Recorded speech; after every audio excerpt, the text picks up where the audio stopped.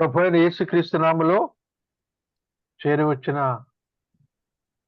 పరిశుద్ధులందరికీ, పరిచారకులకును, పెద్దలకును, దైవ సేవకులకును అందరికి కూడా వందనాలు తెలియజేస్తున్నానండి. దేవుని మహాకృపను బట్టి ఆయన కృపారెక్కల కింద గత దినాలన్నీ, గత సంవత్సరాలు ఆయన కృపలో మనల్ని భద్రపరిచి కాచి కాపాడి ఈ నూతన దినములో 4197వ రోజునకు ఉదయమున ఆయన కృపలతో మనల్ని తృప్తిపరచడానికి గాను అనుదిన ఉదయకాల వాక్య ధ్యానాలు ధ్యానించడానికి గాను కృప చూపిన దేవాతి దేవునికి వందనాలు. మరి ఈ పరిచర్యను మరి దైవజనులైన ఆ బర్నబాస్ అన్న గారికి అప్పగించి కొనసాగించడానికి కృప చూపుతున్న దేవునికి, కొనసాగించున్న దైవజనులైన బర్నబాస్ అన్న గారికి ప్రత్యేకమైన వందనాలు తెలియజేస్తున్నాను. అంతేకాకుండా ఈ కూడికను నడిపించడానికి బర్నబాస్ అన్న నాకు అప్పగించిన విధానాన్ని బట్టి కూడా వందనాలు తెలియజేస్తాను. ఇప్పుడు మనం చిన్న ప్రార్థనతో ప్రారంభం చేసుకుందాం. మరి మన మధ్యన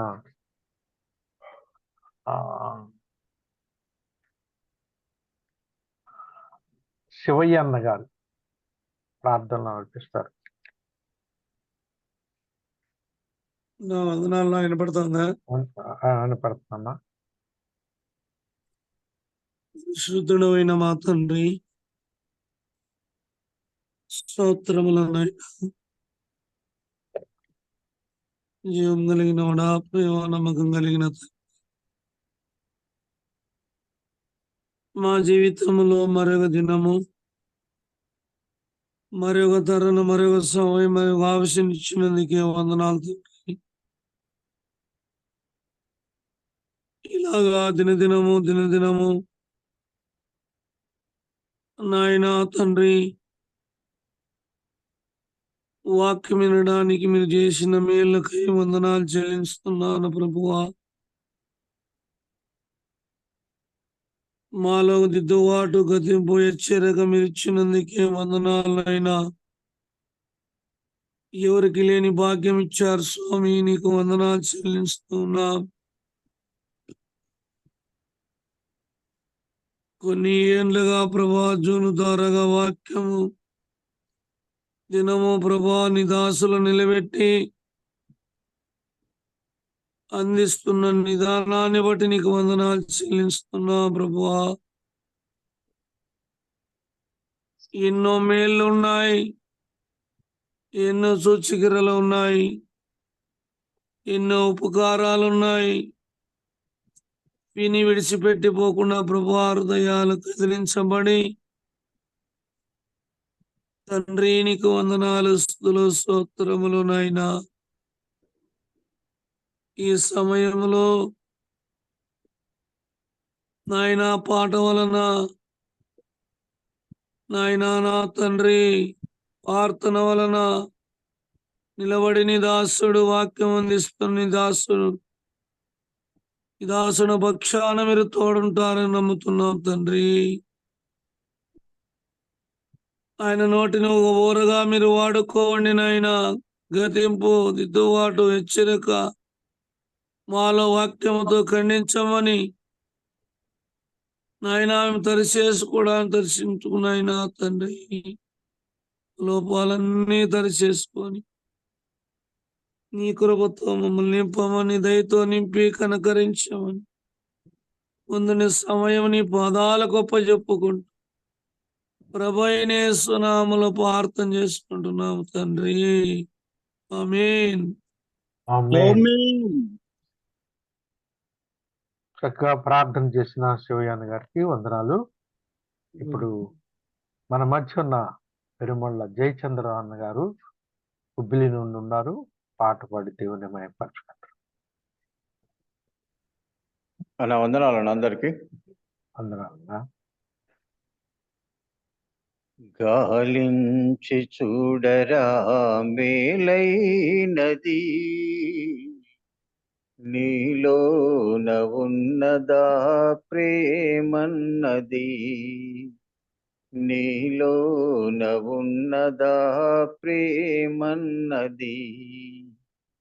మేలైనది ప్రేమన్నది, ప్రేమన్నది నీ పెన్నిది. అది ఉంటేనే జన్మ స్వార్థకం, అది లేని నీ బ్రతుకు వ్యర్థము. అది ఉంటేనే జన్మ సార్థకం,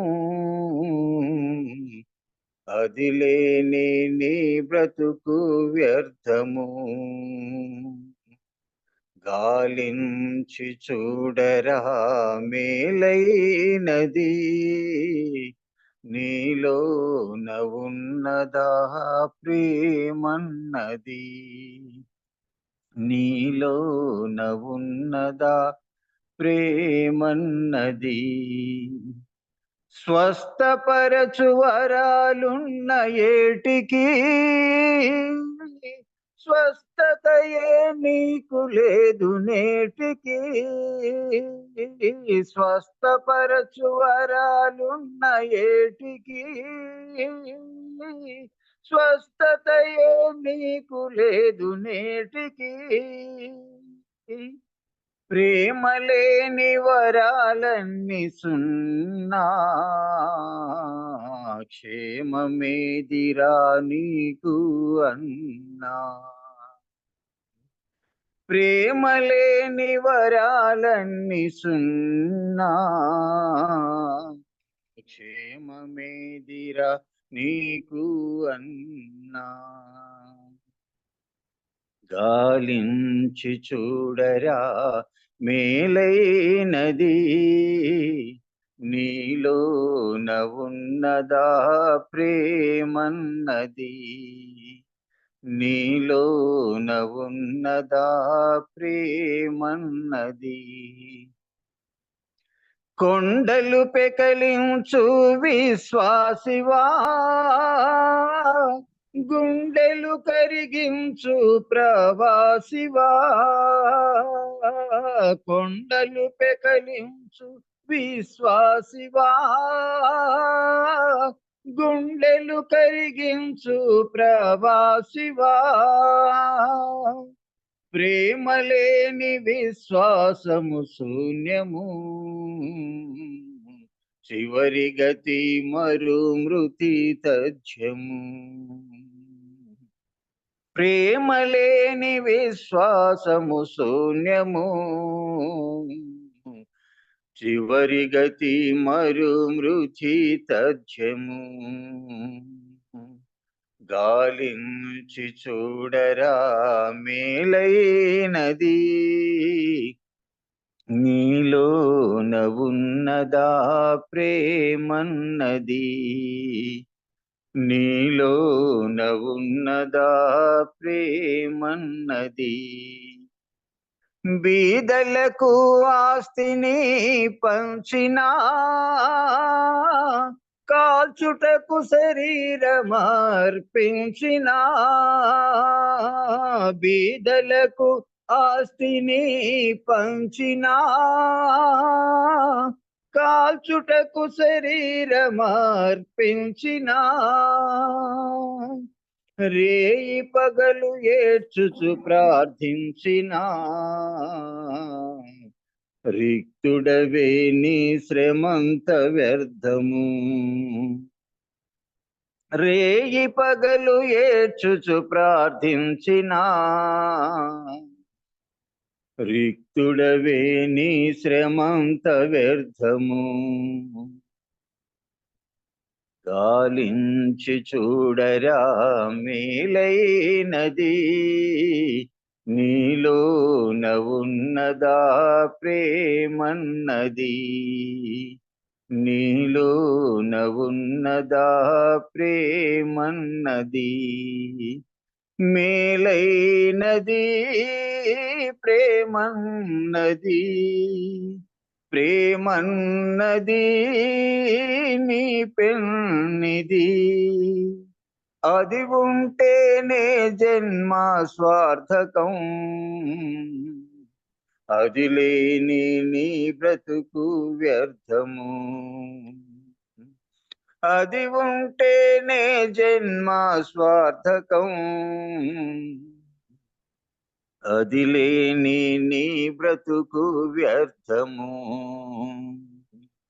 గాలించి చూడరా మేలైనది, నీలోన ఉన్నదా ప్రేమన్నది, నీలోన ఉన్నదా ప్రేమన్నది.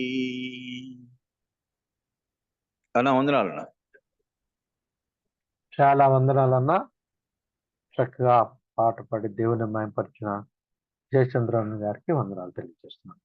ఇప్పుడు అమూల్యమైన సమయానికి మనం వచ్చాం.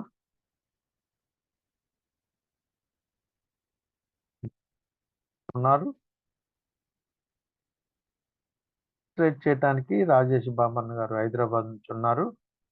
మెసేజ్ కొరకును ట్రాన్స్లేషన్ కొరకును మరి కూడిక చక్కగా జరిగినట్లు మన మధ్య ఉన్న జాన్ పాలన్ గారు ఆసిఫాబాద్ జాన్ పాలన్ గారు వాక్యం కొరకు ప్రార్థన చేస్తారు. శక్తిమంతుడమైన యేసు ప్రభువా, శ్రీమంతుడవును సర్వోన్నతమైన స్థలములలో ఉన్నటువంటి వాడవు, ఆశ్చర్యకరమైన కృపలో మమ్మల్ని జ్ఞాపకం చేసుకుని మరొక నూతన దినమును మాకు ఇచ్చిన దేవా స్తోత్రాలయ. నేటి దినమునకు మేము యోగ్యులము కాదు,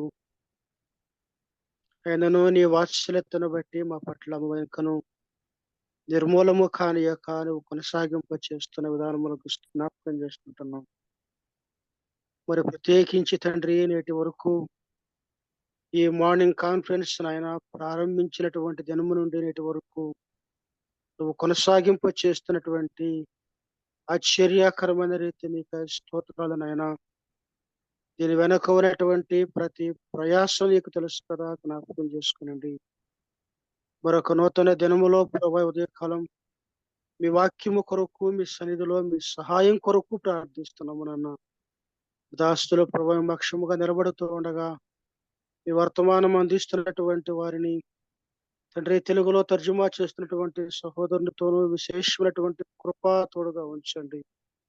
ఈ సహవాసమునికాయ స్తోత్రాలను చెల్లిస్తూ తండ్రి, వాక్యము కొరకు ఆసక్తితో చేరి వచ్చినటువంటి పిల్లలందరినీ మీ కృపలో జ్ఞాపకం చేసుకున్నామని శక్తిమంతుడైన యేసు ప్రభు నామమున ప్రార్థన చేస్తున్నాము తండ్రి, ఆమేన్. ఆమేన్.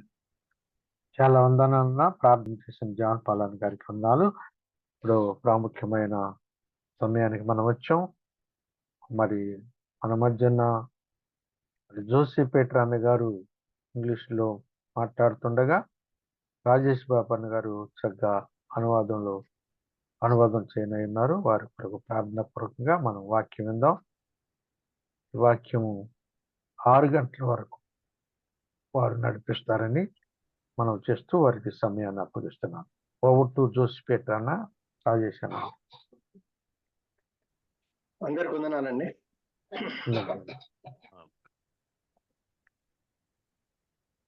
Greetings to you all in the precious name of our Lord and Savior Jesus Christ. మన ప్రభు రక్షకుడైన యేసుక్రీస్తు నామమున మీకు అందరికి కూడా వందనాలు. I'm very glad to see all of you once again, and especially dear brother Rajesh Babu. మా అందరి చూడటం సంతోషం, ప్రత్యేకంగా రాజేష్ బాబుని కూడా చూడటం సంతోషం. థ్యాంక్ యూ అన్న. Thank you brother for being present this early morning to translate. Thank you అన్న. Thanks. So I always feel like very kind of a, what can I say, fearful when I come to present the word of God. నేను ఎప్పుడైనా కానీ దేవుని సన్నిధిలో ఈ రీతిగా వాక్యం చెప్పడానికి వచ్చినప్పుడు కొంచెం భయంతోనే వస్తాను. The reason is the desire I have to present the word of God, and especially our Lord Jesus Christ. యేసుక్రీస్తు ప్రభువారిని ప్రత్యేకంగా అందరి ఎదుట ప్రదర్శించడం, దేవుని వాక్యం చెప్పటం అనే కోరిక నాకు ఏదైతే ఉందో, of all the topics that I think of talking about is of all the topics, only Jesus Christ comes to my mind always. నేను అందించిన ఈ అంశాలన్నిటిలో అన్నిటికంటే కూడా ప్రాముఖ్యంగా యేసుక్రీస్తు ప్రభువారిని గురించిన అంశము అనేది నా మనసులోనికి వస్తుంది. Two kinds of feelings go through my mind when I talk about Lord Jesus Christ. యేసుక్రీస్తు ప్రభువారిని గురించి మాట్లాడుతున్నప్పుడల్లా రెండు విధాల ఆలోచనలు నా మనసులో మెదులుతూ ఉంటాయి. One is the feeling of joy because I'm presenting the God of gods, Lord of lords. మొట్టమొదటిది మన దేవాతి దేవుడు, దేవుళ్ళకు దేవుడు, రాజులకు రాజు అయిన ప్రభువును గురించి నేను తెలియజేస్తున్నాను అన్న సంతోషం మొదట నాకు కలుగుతుంటుంది. The second feeling is that of fear because how can an ordinary human being would even say anything about Lord Jesus Christ? I mean, not even deserving to do that nor worthy to do that. రెండవదిగా సామాన్యమైన మానవుడమైన మన వంటి మనము ఏమాత్రం యోగ్యులం కాని మనము ఆ దేవాతి దేవుని గురించి, గొప్ప దేవుని గురించి కనీసం అటువంటి మాటలు కూడా వర్ణించుటకు మనం యోగ్యులం కాము అన్న భయము కూడా ఒక పక్కన ఉంటుంది. So as you might already guessed, that has been the theme of most of my messages. మీరు ముందుగానే ఊహించినట్లు నేను చెప్పే వర్తమానాల్లో అంశము ప్రాముఖ్యంగా అదే రీతిగా ఉన్నది. So if you see the whole Bible, every book from the Old Testament to the New Testament to the Genesis to Revelation, Jesus Christ has been presented in some way or the other.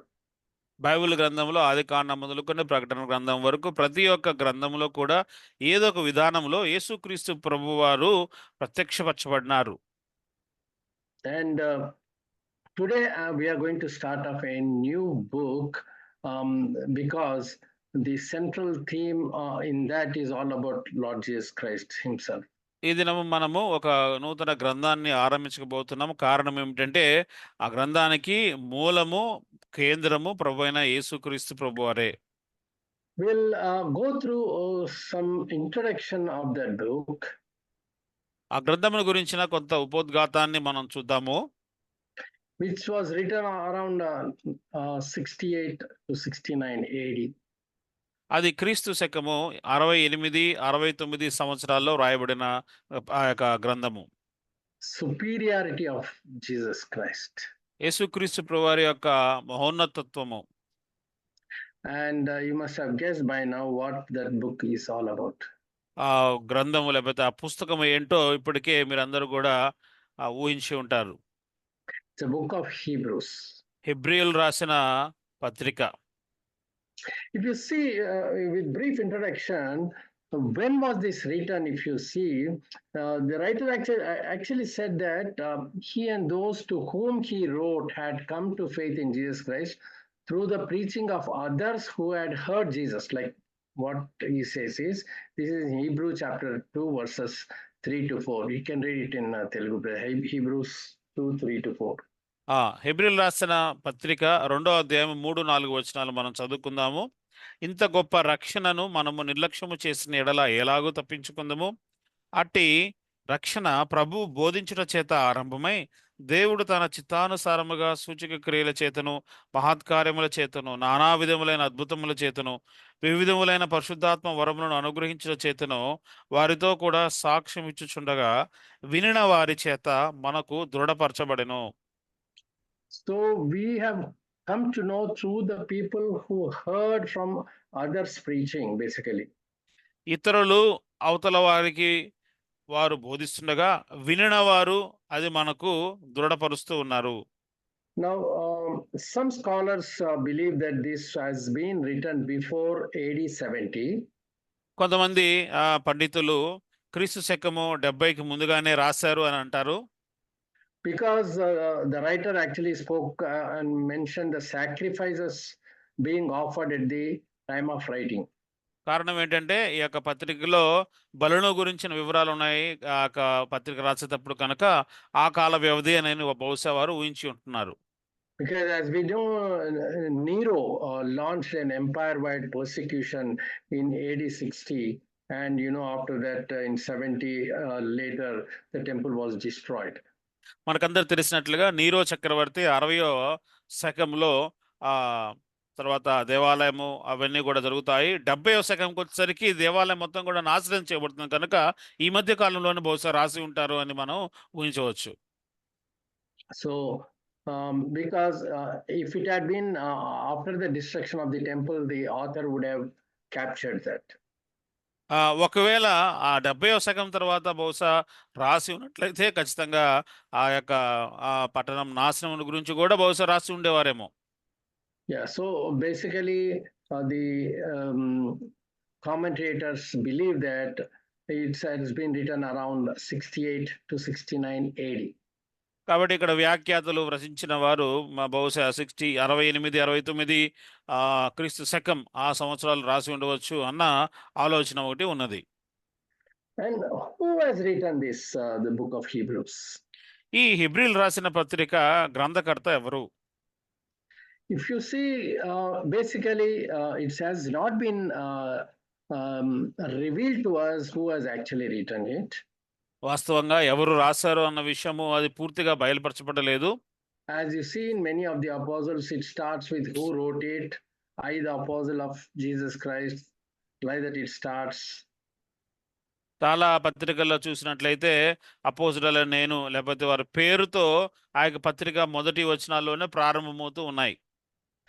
And as early as 255 AD, 255వ సంవత్సరం క్రీస్తు శకము an Alexandrian church father, ఒక Alexandrian church father గారు, whose name was Origen, ఆరిగన్ అనే పేరు కలిగిన వ్యక్తి, he wrote, what he said is, but who it was that really wrote the epistle, God only knows.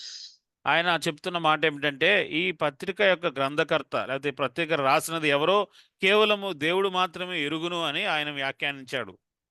And if you see the quality of the writings, ఈ యొక్క పత్రిక వ్రాసిన ఆ శైలిని మనం గమనించినట్లయితే whoever has written is composed by a very creative theologian.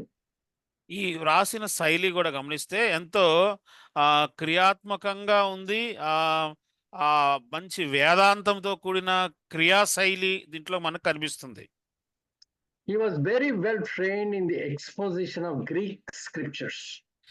Greek లేఖనాలను ఎంతగానో లోతుగా పరిశోధించిన లేకపోతే పఠించిన ఆ యొక్క శైలి కనిపిస్తూ ఉంది. And if you consider all this, he should be some Hellenistic Jew. కాబట్టి హెల్లేనీయుల యూదుడు వర్గానికి చెందిన వ్యక్తి బహుశా అయి ఉండవచ్చు అన్న ఆలోచన కలుగుతుంది. But many writers, commentators actually proposed the following names. అయితే కొంతమంది ఇప్పుడు చెప్పబోయే పేర్లను ప్రతిపాదించారు బహుశా వీరై ఉండొచ్చు అని.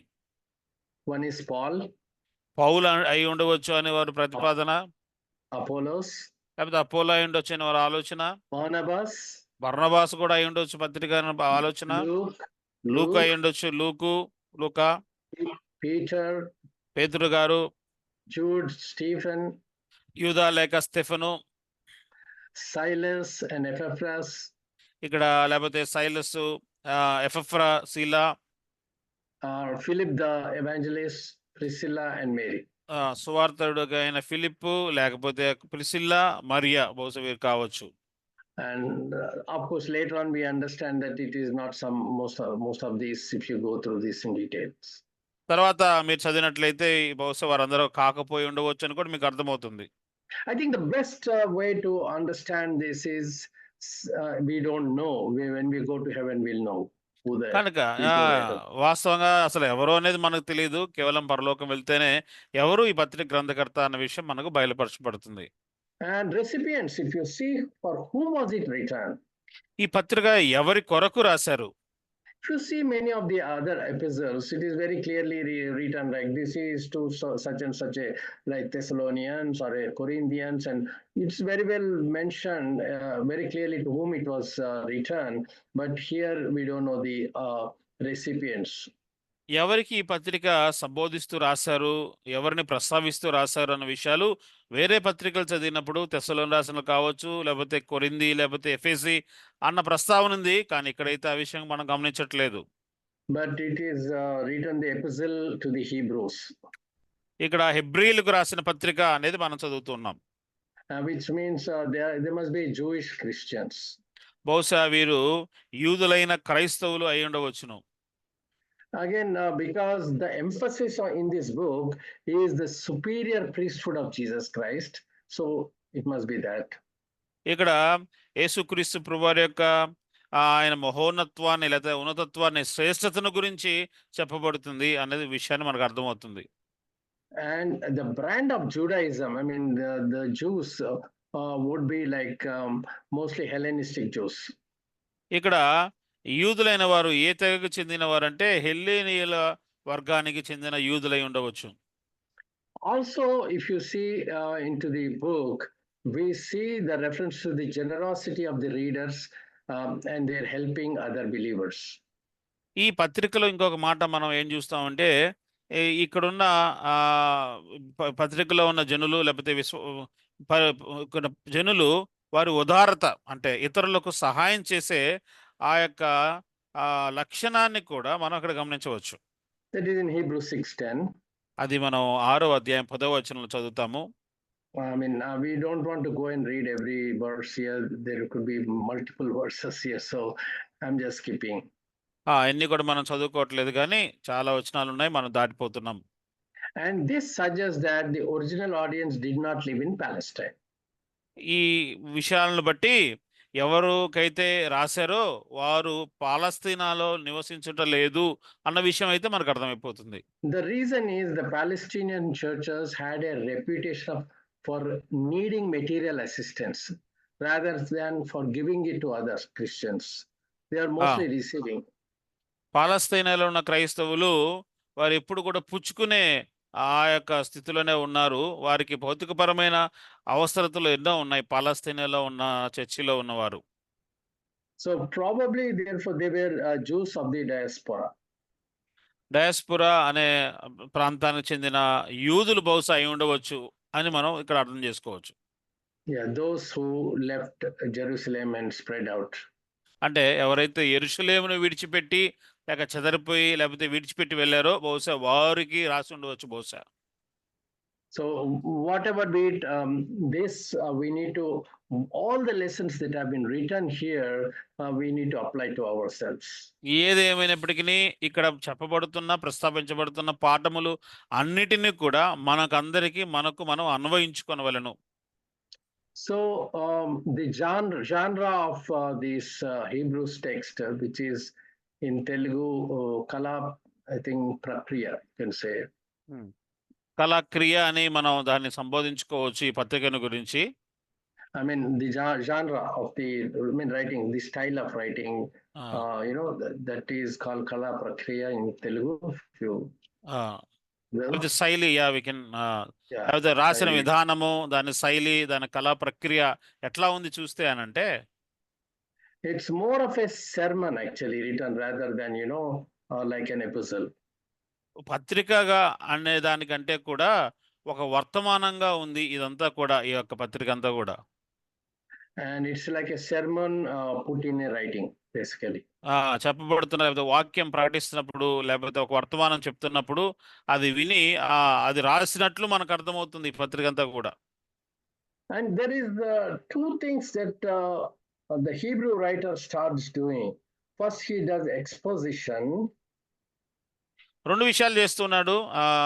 లోతైన పఠన విధానం కనబడుతూ ఉంది పత్రిక మనం చదివితే. And immediately followed by an exhortation. వెంటనే ఆ విషయాల గురించి హెచ్చరిక కూడా చేస్తూ ఉన్నాడు. Like exposition in chapter 1. 1వ అధ్యాయంలో మనం చూస్తే ఆ వాక్యముల గురించి లోతైన వివరాలు ఉన్నాయి. And exhortation in chapter 2 verses 1 to 4. వెంటనే 2వ అధ్యాయం మొదటి 4 వచనాల్లో ఆ విషయాలు లేకపోతే వేరే విషయాల గురించి హెచ్చరిక కూడా ఉంది. Now, if we go further, what was the purpose of writing this book? అయితే ఇంకా ఎక్కువగా ఆలోచన చేసినట్లయితే ఈ యొక్క పత్రికను ఏ ఉద్దేశము కొరకై రాయడం జరిగింది. Dear brothers and sisters, please have some patience. I'm not reading any biblical verses from Hebrew as of now. The reason is this is just an introduction. Although quite a few verses are there, wherever needed, we'll read them. But please tolerate me for some time. కాబట్టి ప్రియ సహోదరులారా, మనం ఈరోజు తరగతిలో ఉపోద్ఘాతముల గురించి తెలుసుకొనబోతున్నాం కనుక వచనాలు అనేవి ఇప్పుడు చూపించట్లేదు, అక్కడక్కడ చూస్తున్నాము కనుక ఉపోద్ఘాతం తరగతిగా దీన్ని మీరు పరిగణించాలని కోరుతున్నాను. So what is the purpose of writing this? ఈ యొక్క పత్రికను ఏ ఉద్దేశం కొరకు రాశారు? Actually, the writer urges the original readers to persevere in their faith. ఇక్కడ గ్రంథకర్త ఎవరైతే ఈ పత్రికను చదువుతూ ఉన్నారో వారికి చెప్పబడుతున్న విషయం ఏమిటంటే వారు విశ్వాసంలో వారు కొనసాగాలి, లేకపోతే విశ్వాసంలో వారు నిలిచి ఉండాలి. The reason is rather than they turning away from Christianity and returning to Judaism. క్రైస్తవ్యాన్ని విడిచిపెట్టి మరలా యోధ మతానికి వెళ్ళేదానికంటే కూడా, because as they were started going through the persecution and all that, they were all kind of discouraged, and they may leave that and go back to their original Judaism. చూడండి, వారు క్రైస్తవులో ఉండటాన్ని బట్టి వారు హింసింపబడుతున్నారు, వారంతా కూడా కష్టపడుతున్నారు. బహుశా ఈ కారణాలు బట్టి వారు క్రైస్తవ్యాన్ని విడిచిపెట్టి మరలా తమ యూద మతానికి వెళ్ళే అవకాశం కనిపిస్తూ ఉంది. The reason is, if you see that they used to have a temple, and there used to be sacrifices and everything that's going on there in the temple. All these things, when you see, it's something very interesting actually. Oh, you go and offer a bull for sacrifice, for the sin offering, and for all that, your sins are forgiven because of that. All this activity that's going on in the temple is amazing for the Jewish people. వాస్తవంగా ఇక్కడ గమనించినట్లయితే యోధ మతంలో జరగబడుతున్న ఆచారాచారాలు ఏమిటి అంటే, బలులు అర్పించడం గురించి, ఒక ఎద్దును లేకపోతే ఒక కోడెను తీసుకొని పాప పరిహారార్థ బలిగా అర్పించుట, కంటికి కనపడే విధంగా చేసే ఆచారాలు, దేవాలయంలో జరిగే పనులు, ఇవన్నీ కూడా కంటికి ఎంతో వింపుగా కనిపిస్తాయి, మంచిగా కనిపిస్తాయి. కాబట్టి మరలా ఒకవేళ యోధ మతంలో వారు మరలా ప్రవేశించే అవకాశం అనేది అక్కడ వారికి కనిపిస్తుంది. Here, when we become a Christian, there's nothing, no such activity going on. All that we hear is praying and worshiping God, and that's all, kind of a silence thing that's going on. అయితే క్రైస్తవ్యానికి వచ్చినప్పుడు అటువంటి క్రియలు, అటువంటి కార్యాలు ఏది కూడా జరగట్లేదు. ఇక్కడ అంతా కూడా మామూలుగా నిశ్శబ్దంగా కూడా అన్ని కార్యాలు క్రైస్తవ్యంలో జరుగుతూ ఉంటాయి. Even among the Christians, believers also, the mainline churches, their activities are different from the brethren churches. ఇక్కడ ఈ యొక్క క్రైస్తవ్యంలో కూడా ప్రస్తుతం ఉన్న యొక్క క్రైస్తవ్యంలో కూడా చూస్తే బ్రదరన్ చర్చిల్లోకి వేరే చర్చిల్లో పోల్చుకుంటే వేరే చర్చిలో ఉండే కార్యకలాపాలు అవన్నీ కూడా వేరే రకంగా ఉంటాయి. మన సంఘంలో ఉండే విధానాలు వేరే విధంగా ఉంటాయి. There, if you go to other churches, there is a lot of pomp and music and loud music, biggest choirs singing and lot of instruments going on, and it's so attractive for the younger generations that they may leave our churches and go away for those churches. ఈ రోజు సంఘాల్లో గమనించినట్లయితే వేరే సంఘాల్లో కనబడే హంగామా, సంగీతము, పాటలు ఆకర్షణీయంగా అనేకమైనవి మన సంఘాల్లో ఉన్న యవనస్తులను ఆకర్షించి వారిని అక్కడికి తీసుకునే విధంగా అవతల వాళ్ళ సంఘాల్లో మనం గమనిస్తూ ఉన్నాం. Your brothers and sisters, this is happening at all places. ప్రియమైన సోదరి సోదరులారా, అన్ని స్థలాల్లో ఇది జరుగుతూనే ఉంది. And youngsters are getting attracted and drawn away from the churches, and they are going away to these kinds of activities. యవనస్తులైన వారు వీటి పట్ల ఆకర్షణ కలిగి స్థానిక సంఘాలను విడిచిపెట్టి అటువంటి కార్యాల్లో పాల్గొనడానికి, వాటిల్లో నిమగ్నులు అవడానికి అక్కడికి వెళ్ళిపోతూ ఉన్నారు. And if you really see such people, those who have gone to those churches, they come to our brethren churches, they feel it's like a dead church. అటువంటి సంఘాల్లో ఉండి మన సంఘానికి వస్తే మన సంఘాల్లో ఉన్న పరిస్థితిని వారు గమనించి ఇది చచ్చిపోయిన సంఘంలాగా ఉంది ఏంటి అంత అన్న భావన వాళ్ళకి కలుగుతుంది. What is this silence? Everything is very silent. No, no, like we don't see joyful shouting of hallelujah, amen, hallelujah, that, this, and all that. There is no activity among the worshippers. They're just keeping silent, very silently worshiping.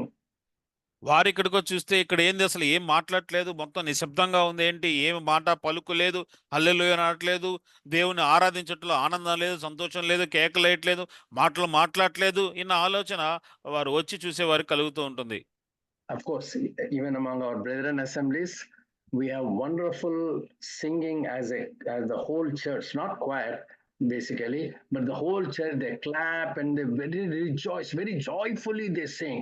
I've been observing many churches like that, assemblies, and we can see that wonderful thing that the real joy comes in when you really, the whole congregation participates.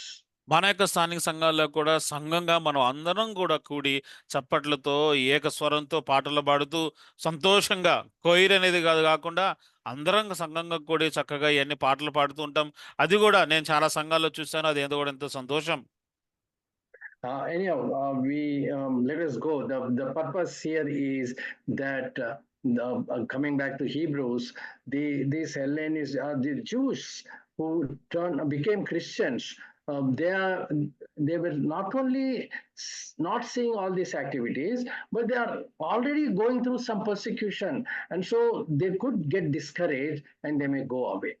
ఇప్పుడు గమనించండి, యూదులలో నుంచి క్రైస్తవులోనికి వచ్చిన యూదులైన వారు ఆచారాలు ఇవన్నీ కూడా క్రైస్తవ్యం చూడట్లేదు ఒకవైపు. ఇంకొక వైపు క్రైస్తవంలో వారు ప్రభువును వారు అనుసరిస్తూ ఉండగా హింసలో కూడా ఎదుర్కొంటున్నారు. బహుశా ఇవన్నీ కూడా వారిని కొంచెం నిరుత్సాహానికి గురి చేసే కారణాలుగా ఉన్నాయి.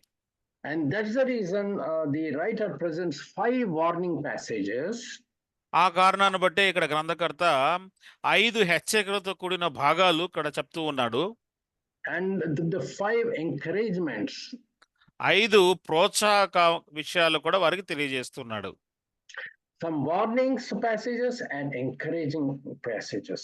కొన్ని భాగాలు వారిని హెచ్చరిస్తూ రాశాడు, కొన్ని భాగాలు వారిని ప్రోత్సహిస్తూ ధైర్యపరుస్తూ రాశాడు. But when you come to the theme of this book, ఈ యొక్క గ్రంథం యొక్క ముఖ్యమైన మూల విషయము గురించి ఆలోచన చేస్తే the comprehensive theme of this book of Hebrews is the absolute supremacy of Christ.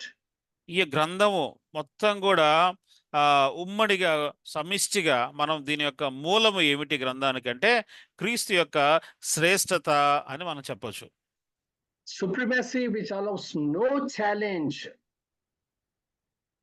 ఎటువంటి సవాలు లేకుండా ప్రభువు శ్రేష్ఠుడు అన్న విషయం మనకు అర్థమవుతుంది. Whether from human beings, అది మానవుల నుంచైనా కావచ్చు, or angelic beings. వాళ్ళు లేకపోతే దూత గణమైన కావచ్చు. And this one person, Lord Jesus Christ, gave access to the reality. ఒక వ్యక్తి యేసుక్రీస్తు ప్రభువారు వాస్తవ్యానికి మనకు ప్రవేశం దయచేశాడు.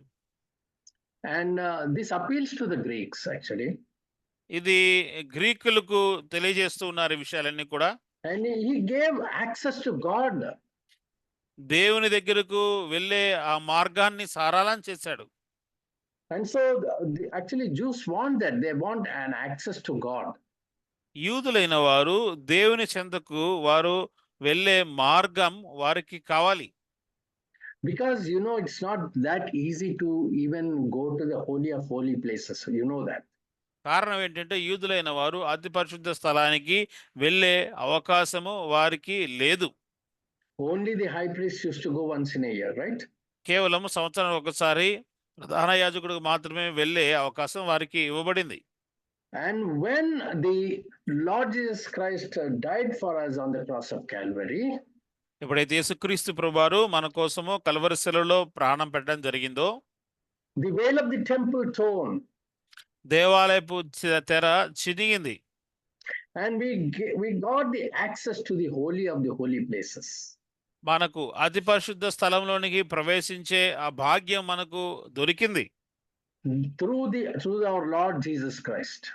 ఎలా దొరికింది అంటే యేసుక్రీస్తు ప్రభు ద్వారా ఆ ప్రవేశము మనకు దొరికింది. So the theme of this book is the supremacy or superiority of our Lord Jesus Christ. యేసుక్రీస్తు ప్రభు వారి యొక్క మహోన్నతత్వము లేక యేసుక్రీస్తు ప్రభు వారి యొక్క శ్రేష్ఠత అనేది ఈ యొక్క పత్రిక యొక్క మూల అంశంగా మనకు కనిపిస్తుంది.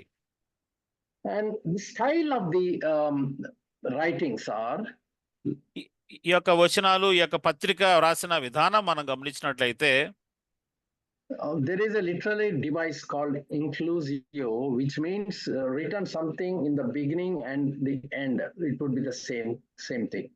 ఈ రాసిన విధానం మరలా కూడా దీని మనం ఒక ఒక ఒక ఒక నమూనాలా గమనిస్తే ప్రారంభం వచనము లేకపోతే చివరి వచనము ఒకే విధంగా ఉంటుంది. I mean, those who are poets, you understand there are different kinds of literary devices that people use to write passages or poems. కవులు అయిన వారు కవిత్వం రాసేటప్పుడు కూడా వివిధ విధానాల్లో రాస్తూ ఉంటారు. ఆ మొదటి ఆ లైను చివరి లైను ఒకే విధంగా ఉండేటట్టు ఆ కూర్పు అట్లా ఉంటుంది. And also there are other literary devices in the Bible. So we are not going to go there, which is called chiastic. You have heard of that, brother? Chiastic. No no అన్న. ఇంకా బైబిల్లో వేరే శైలులు కూడా ఉన్నాయి. చియాస్టిక్ అని English లో చెప్పబడుతుంది. So it will be like this, brother. If there are like, to make it very simple, if there are 6 verses in a chapter. ఎట్లా అంటే ఇంకొక కూర్పు ఎట్లా ఉందంటే ఒకవేళ ఒక అధ్యాయంలో 6 వచనాలు ఉన్నట్లయితే the first verse and the last verse would be like similar or same theme or same like it reflects connects the same thing basically. ఈ 6 వచనాలు ఒకవేళ ఒక అధ్యాయంలో ఉంటే ఆ మొదటి వచనము కింద 6వ వచనము కూడా ఒకే మాటలాగా ఉంటే లేకపోతే ఒకే విషయాన్ని తెలియజేసేదిగా ఉంటుంది. Yes, that's a correct translation. Thank you. Second and 5th verse would be same. రెండోది వచనము మరలా కింద నుంచి రెండో వచనము ఒకే విధంగా ఉంటుంది. Then third and fourth, as you come from bottom to the center, from top to center like this. పై నుంచి కిందకి పైన వచనం కింద వచనం అట్లా ఒకదాని తర్వాత ఒకటి మనం లోపలికి వస్తున్నట్లయితే ఒకే విషయాన్ని తెలియజేసేదిగా ఆ కూర్పు అట్లా ఉంటుంది. Anyhow, the reason many times we only read the books and we don't see the structure of many times we just neglect the structure of the presentation or the writings. మనమైతే సర్వసాధారణంగా పత్రిక రాశారు కాబట్టి ఏదో చదువుకుంటూ పోతాం కానీ అది ఏ రీతిగా రాశారు ఎలా కూర్పు ఉన్నది అన్న విషయాన్ని పెద్దగా మనం గమనించాం. And there are linking words in this book. అంతమాత్రం కాకుండా ఈ పత్రికలో ఈ పదాలు ఒకదానికి ఒకటి అనుసంధానంగా కూడా చెప్పబడుతూ ఉన్నాయి. And also the repetition of key terms are there, many repetitions. చాలా పదాలు కూడా మరలా ప్రస్తావన అనేది ఈ పత్రికలో మనం గమనిస్తాం. And there is alternation as I already said, there is between exposition and admonition. ముందుగా నేను చెప్పినట్లు ఆ లోతైన పఠనము ఉంది, వెంటనే హెచ్చరిక అనేది కూడా ఈ పత్రికలో గమనిస్తూ ఉన్నాం. And several of these things are there in this book. ఇప్పుడు నేను చెప్పిన ఈ విషయాలన్నీ కూడా ఈ పత్రికలో మనం గమనించవచ్చు. So Hebrew actually is written in the best Greek in the New Testament. క్రొత్త నిబంధనలో గ్రీకులో శ్రేష్టమైన విధానంలో రాయబడింది ఇది. If you see the quality, the person who knows Greek, when they really read that, they would be very happy because it is the most polished Greek. ఎవరైతే గ్రీకును చదవగలుగుతారో అర్థం చేసుకుంటారో ఆ మూల భాష గ్రీకులో కానీ పత్రిక వారు చదివినట్లయితే ఎంతో మంచి లేకపోతే మంచి గ్రీక్ భాషలో రాసినట్లు వారికి అర్థమైపోతుంది. And what is the characteristic of the book? ఈ యొక్క పత్రిక యొక్క గుణం అనేది ఎట్లా ఉంది లేకపోతే లక్షణం ఎలా కనబడుతున్నాయి పత్రిక లక్షణాలు? First of all, the name of the writer is not, it's omitted, right? ఇది ఎవరు రాశారో ఇప్పుడు మనకు అది అవసరం లేదు అంతగా. And there is no opening salutation as we see in many of the epistles. మిగతా పత్రికల వలె ఈ పత్రిక ప్రారంభంలో వందనాలు చెప్తూ అనేది కూడా మనకి ఎక్కడ కనిపించదు. And the ones to whom it was first specially mentioned actually, and locally it's sent, or that is not mentioned to whom it was sent specially. ఎవరి చేత ఇది పంపబడిందో ఈ పత్రిక, వారి పేర్లు అనేది ఏది కూడా మనం ప్రారంభంలో గమనించము. But the very positive side of it is the teachings of the Old Testament are very well expounded. అయితే దీంట్లో మనకి అనుకూలంగా కనిపించే బలమైన విషయం ఏమిటంటే, పాత నిబంధనలో చెప్పబడుతున్న విషయాలు అనేవి ఎంతో లోతైన విధానంలో అది తెలియజేయబడుతూ ఉన్నాయి. And it is expounded to a great length. ఎంతో విస్తారంగా కూడా ఆ విషయాలు ఇక్కడ ప్రస్తావన గురించిన ఆ వివరాలు తెలియజేయబడుతున్నాయి. And the priesthood of Jesus Christ is also explained very well. యేసుక్రీస్తు ప్రభువారి యొక్క యాజకత్వము అనే వివరాలు కూడా ఎంతో విపులంగా కూడా తెలియజేయబడుతున్నాయి. And there are warnings against apostasy. భ్రష్టత్వాన్ని గురించిన హెచ్చరికలు ఎంతగానో చెప్పబడుతున్నాయి. More frequently than other epistles. వేరే పత్రికల కంటే కూడా చాలా తరచుగా ఈ పత్రికలో భ్రష్టత్వాన్ని గురించిన వివరాలు కూడా చెప్పబడుతూ ఉన్నాయి. And the call to steadfastness, నిలకడగా ఉండాలి అనే విషయం కూడా తెలియజేయబడుతుంది. and for perseverance, ఆ నిలకడత్వము, లేకపోతే ఆ విషయంలో మనం అట్లానే పట్టుకొని నిలబడి ఉండాలి, సహించాలి. and have a perseverance of doing that from time to time and continuously.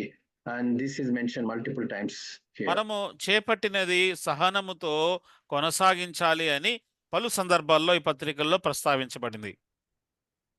And so that is a very brief introduction. I'll go to little more details here. ఇది మనం ఇప్పుడు వరకు కొంత ఉపోద్ఘాతంగా ఉంది. మరి కొన్ని వివరాలు మనం గమనిస్తే, again, as we have already seen, that these Jews are trying to turn away from the Christianity and going back to their Judaism.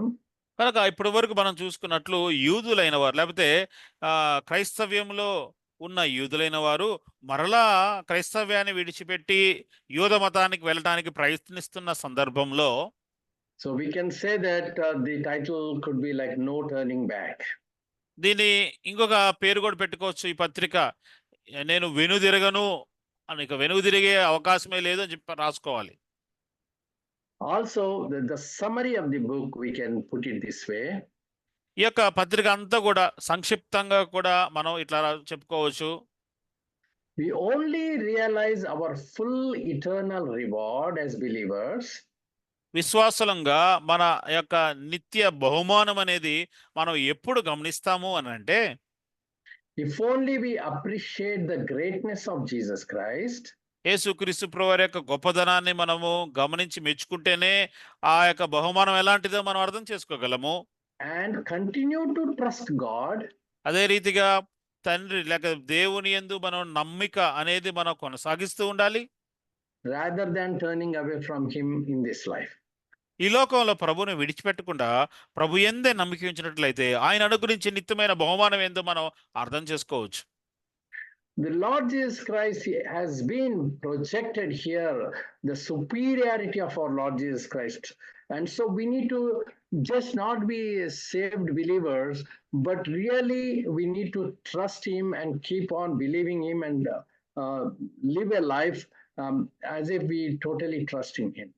యేసుక్రీస్తు ప్రభు యొక్క శ్రేష్టతను గురించి ఇక్కడ ప్రస్తావించబడుతుంది కాబట్టి కేవలం రక్షింపబడి మౌనంగా ఉండటం కాకుండా ప్రభు యందు నమ్మిక ఉంచి విశ్వాసం ఉంచి ఆ రీతిగా మన జీవనం అనేది కొనసాగించాలని మనకు ఈ పత్రికలో తెలియజేయబడుతూ ఉంది. I mean, some people think that we could lose our salvation. కొంతమంది ఏమైనా ఆలోచన చేస్తారంటే మనం రక్షణ పోగొట్టుకుంటామని కొంతమంది ఆలోచన.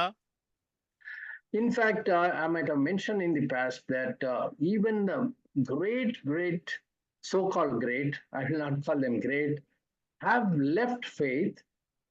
Those who were standing in the big stages with hundreds and thousands of people, and the people who preached in front of them, they left the faith and started disowning Lord Jesus Christ himself. నేను గతంలో చాలా సందర్భాల్లో చెప్పినట్లుగా చాలా గొప్పగా లేకపోతే పేరుగాంచిన వారు, విశ్వాసులుగా చెప్పుకుంటున్న వారు, పెద్ద పెద్ద సభల్లో వందలు వేల మంది ముందు నిల్చొని మాట్లాడిన వారు సైతము కూడా వారి విశ్వాసాన్ని వారు విడిచిపెట్టిన వారుగా మనం గమనిస్తాం. It boggles my mind how people can just turn away and go away and say, disown Jesus Christ. చూడండి, ఇటువంటి చేసిన కార్యాలు చేసిన వారు కూడా ఏ రీతిగా మరల వారు క్రీస్తును విడిచిపెట్టి ఈ రీతిగా చేయగలుగుతారన్నది నా మనసుకి ఏమాత్రం కూడా అర్థం కాని విషయము. I have never heard of anybody in India doing this. Maybe there could be very handful of people, but here we see in America there are a lot of them who left faith. భారతదేశంలో ఇటువంటి వారు ఉన్నారో లేరో తెలియదు, కొద్దిమంది బహుశా ఉండొచ్చు, కానీ ఈ అమెరికా దేశంలో ఈ రీతిగా చేసిన వారు చాలా మందిని మనం గమనిస్తాం. One by name Templeton, I might have mentioned earlier. Templeton was doing the ministry along with Dr. Billy Graham. Templeton అనే ఒక సహోదరుడు బిల్లీ గ్రామ్ గారితో పాటు పరిచర్య చేసిన వ్యక్తిగా ఉన్నాడు. In fact, Templeton was preaching for much more crowd than Billy Graham. వాస్తవంగా చెప్పాలంటే బిల్లీ గ్రహం గారు పరిచర్య చేసిన ఆ జనాల సంఖ్య కంటే ఎక్కువ సంఖ్యకు టెంపుల్టన్ గారు పరిచర్య చేసినట్లు గమనిస్తాం. Such a person left faith and went away. అటువంటి వ్యక్తి విశ్వాసాన్ని విడిచిపెట్టి వెళ్ళిపోవడం జరిగింది. And the reason for people to leave faith is ఈ రీతిగా విశ్వాసాన్ని విడిచిపెట్టి వెళ్ళిపోవడానికి గల కారణం ఏమిటి అనంటే, in many cases I see that they don't understand the scripture well. చాలా సందర్భాల్లో దేవుని వాక్యము లేఖనము వారు సరిగా అర్థం చేసుకొనలేదు, అది కారణం. I mean, they could have gone to people who know the scripture. They could have asked them and learned what is the real meaning of a particular passage. And so they could have really stayed with the Lord. Rather, they left and went away. చాలా సందర్భాల్లో వాళ్ళు ఒకవేళ వాళ్ళకి అర్థం కాకపోతే వేరే వారి చెంతకు వెళ్ళి ఆ వచ్చిన భాగము, ఆ లేఖన భాగము ఒక విషయము అర్థం చేసుకొని బహుశా వారు ధ్యానం చేసినట్టు బాగుండేది, కానీ ఆ రీతిగా వారు చేయకుండా వారు విడిచిపెట్టి వెళ్ళిపోవడం జరిగింది. I saw several videos of like pastors, like youth pastors, leaving Christianity and becoming Muslims. చాలా మంది యవ్వన పాస్టర్లు నేను సొంతంగా గమనించిన విషయం ఏంటంటే వారు క్రైస్తవాన్ని విడిచిపెట్టి వారు ముస్లిం మతాన్ని తీసుకోవటం నేనే చూశాను. And in the videos. వీడియోలో గమనించడం జరిగింది అన్ని కూడా. And there is one brother whose name is Sam Shamoun. ఒక సహోదరుని పేరు శ్యామ్ షమోన్ పేరు ఉన్న సహోదరుడు ఉన్నాడు. He is so perfect in the scriptures, our biblical scriptures. బైబిల్లోని లేఖనాల్లో ఎంతో పరిపూర్ణత సాధించిన లేకపోతే చాలా అర్థంగా చేసుకున్న వ్యక్తిగా ఉన్నాడు. I like him so much because he not only knows all these languages, Hebrew and Arabic and all this. నాకు ఆయన అంటే చాలా ఇష్టం, ఎందుకంటే ఆయనకు హిబ్రూ, అరబిక్ ఇవన్నీ భాషలు కూడా బాగా వచ్చు. He's almost memorized the whole of Quran. వాస్తవంగా ఖురాన్ మొత్తం కూడా కంఠస్థం చేసిన వ్యక్తిగా ఉన్నాడు. And he opens up a kind of a YouTube, he starts speaking in the evening where people can join and start debating him. యూట్యూబ్లో అతను ఈ యొక్క ఛానల్ ఓపెన్ చేసినప్పుడు అందరూ కూడా వచ్చి అతనితో వాదోపవాదాలు కూడా పెట్టుకునే అవకాశం ఇచ్చాడు. And so I saw few pastors who converted to Muslims, they come and start questioning him. కొంతమంది ముస్లిం మతానికి చెందిన మారిన పాస్టర్లు ముందుగా జరిగిన విషయం ఏంటంటే వారు వచ్చి సాయంత్రం వేళ ఆయనతో ఈ రీతిగా చర్చ పెట్టుకుంటారు. And then he explained so well what is the mistakes that are in the Quran, what exactly they mean in Hebrew, in Arabic language, giving that explanation, and in Bible what it means, what is the meaning of every word and all that. When they explained, many people came back from their Muslim thing and they returned back to Christianity and say that they would never go back again. ఈ పలానా సహోదరుడు ఏదైతే మనం మాట్లాడుకుంటున్నామో ఆయన మంచి అనుభవం కలిగిన వ్యక్తిగా ఉన్నాడు భాషల మీద. కాబట్టి ఆ ఖురాన్లో ఉన్న లోపాలు ఏమిటో అన్న విషయాలు చక్కగా ఎత్తి చూపి బైబిల్లో ఉన్న విషయాలు కూడా తెలియజేయనప్పుడు అనేకులు క్రైస్తవంలోనికి రావటం జరిగింది. Dear brothers and sisters, why I'm giving all these examples is we need to thoroughly study the scriptures and know the real meaning. We cannot know just by reading in our own language. We need to put extra effort to go into the commentaries and all that, where the men of God had put lot of efforts to go and analyze and learn from different languages what the real meaning of the word is, and then they explain. గమనించండి, మనం కేవలము దేవుని వాక్యాన్ని పైపైనే చదువుకుంటూ వెళ్తున్నట్లయితే మనకు అంతగా సహకరించదు.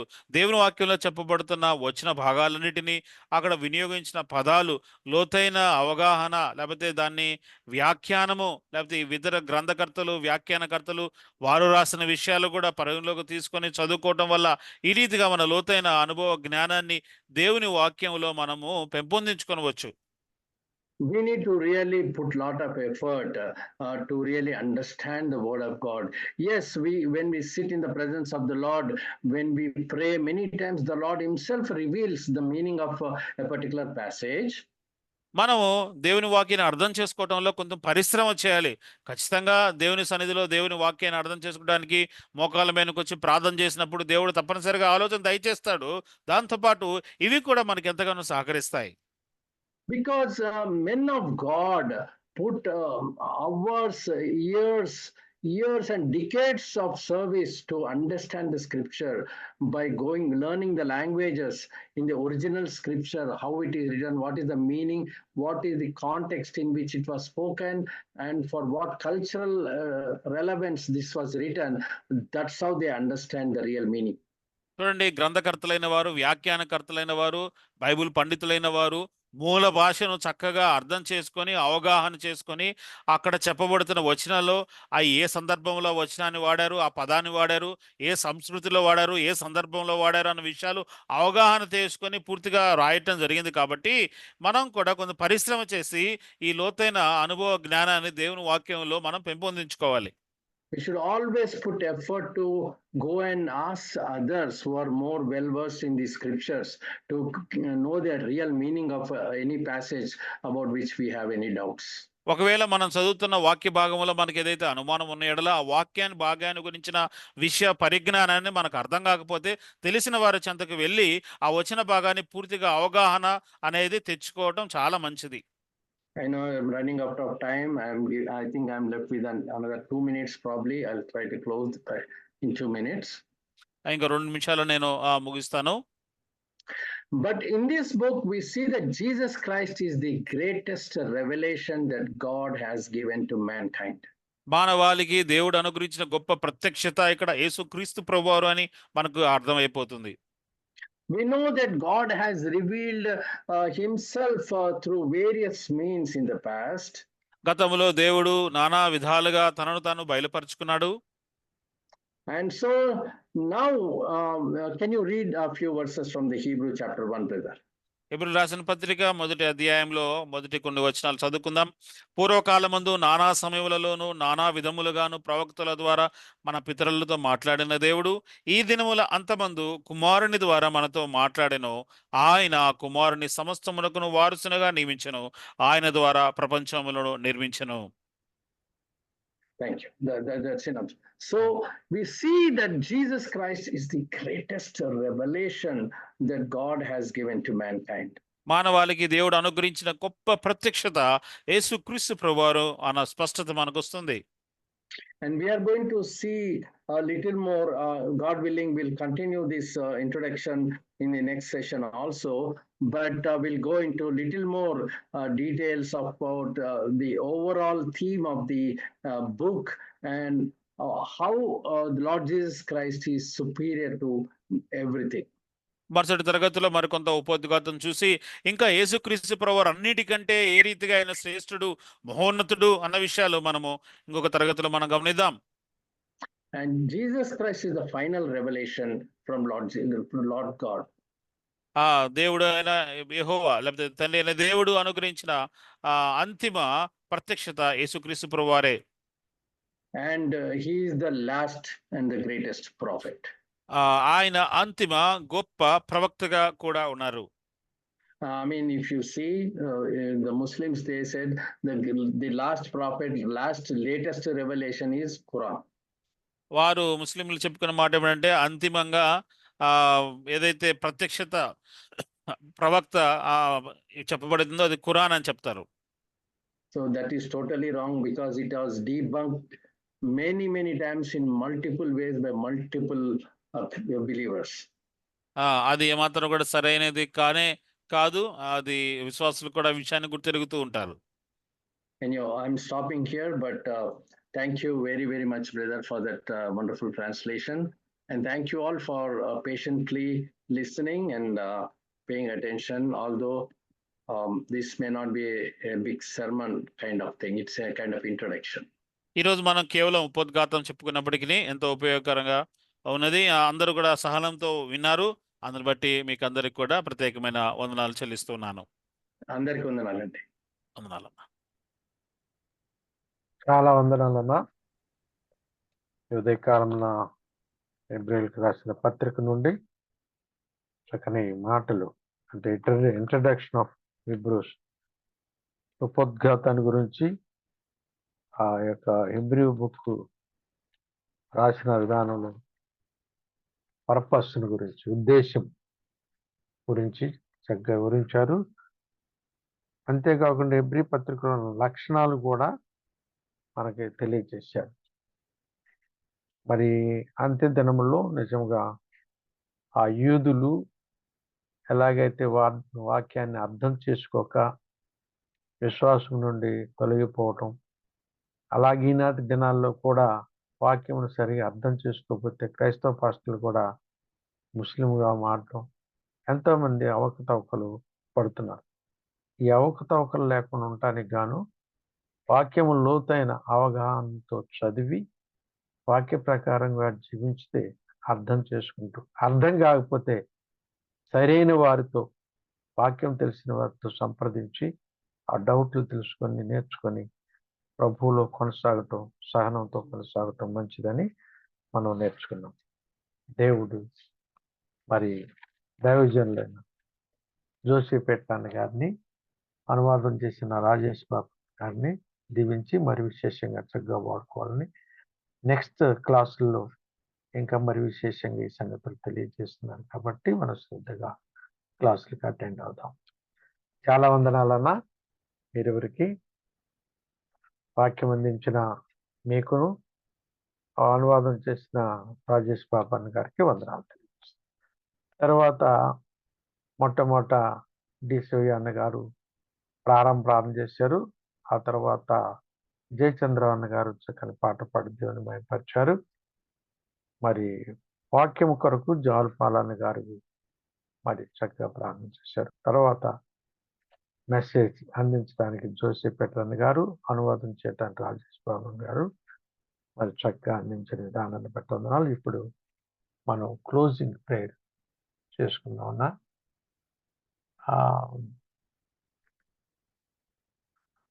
అలా ప్రభుదాస్ అన్న గారు ఉన్నారన్నా? జి ప్రభుదాస్ అన్న గారు.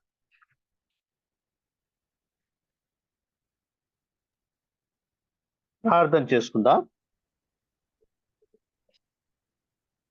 పరిశుద్ధుడైన మా గొప్ప తండ్రి, కరుణావాత్సల్యుడా, అనంతుడా, ద్వితీయుడా, స్తోత్రములు. మమ్మల్ని ప్రేమించి మా జీవితాల్లో మరొక నూతన దయచేసి మీ సన్నిధిలో గడపడానికి ఇంతవరకు మీరు కృప చూపారు.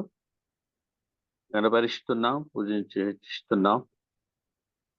ఆ ప్రియుల్లోని దాసులు మీరు జ్ఞాపకం చేసుకుని దాసును బలపరిచి హెబ్రీ గ్రంథంలో నుంచి లేఖనాలను వివరించడానికి చూపిన కృపను బట్టి స్తోత్రములు. చక్కటి తండ్రి తర్జుమా చేసిన దాసుని బట్టి కూడా స్తోత్రములు తెలుస్తున్నాం. విన్న వాక్యాన్ని అనువదించుకుని గ్రహించి ఎలా జీవించడానికి మీ కృప చూపండి. ప్రియులను మరి ఇంకా విరివిరిగా బలపరిచి వాడుకోమని వేడుకుంటున్నాం. వారు యుఎస్ఏలో ఉంటుండగా వారిని వారి కుటుంబాలను మీరు జ్ఞాపకం చేసుకుని భద్రపరచండి. తరచుగా మా మీదగా అప్పుడప్పుడు వచ్చి వెళ్తుండగా నీ దాసుని కూడా మీరు జ్ఞాపకం చేసుకుని ప్రార్థిస్తున్నాం. ఇందు విషయమై ప్రయాసపడి తండ్రి నడిపిస్తున్న నీ దాసుడు అన్నప్రసన్న కుటుంబాన్ని, సంఘాన్ని మీరు జ్ఞాపకం చేసుకుని కృప చూపండి. ధైర్యుడా రాగు తండ్రి నడిపించిన వీళ్ళు పెద్దలు దేవదనంకులను బట్టి కూడా స్తోత్రములు, పాట పాడి ప్రార్థించిన వారందరూ బట్టి స్తోత్రములు, విశేషంగా చేరువచ్చిన బిడ్డలందరూ బట్టి కనపరుస్తున్నాం. ఇంతవరకు కొనసాగించిన ప్రభావ ముందు కూడా మీ కృపాహస్తము, మీ ఆత్మ సహాయం దయచేసి తండ్రి ఇంకా తండ్రి రాబోయే దినాలలో తండ్రి జూమ్ ఎంతో మందికి ఉపయోగకరంగా, ప్రయోజనకరంగా ఆత్మలు తండ్రి అభివృద్ధి కొరకు తండ్రి కృప చూపమని చేసిన మేళ్ళను బట్టి స్తుతిస్తూ యేసుక్రీస్తు నామమున ప్రార్థించి వేడుకుంటున్నాం మా పరమ తండ్రి. ఆమేన్. ఆమేన్. ఆమేన్. వందనాలు. మరి ఒకసారి అందరికీ ప్రత్యేకమైన వందనాలండి. ఈ సమయం ఇచ్చిన దైవజనులైన బర్నబాస్ అన్న గారికి వందనాలు తెలియజేస్తూ మిగతా సమయాన్ని ప్రకటన చేసి వారు ముగిస్తారు. మరి బర్నబాస్ అన్న గారికి సమయం.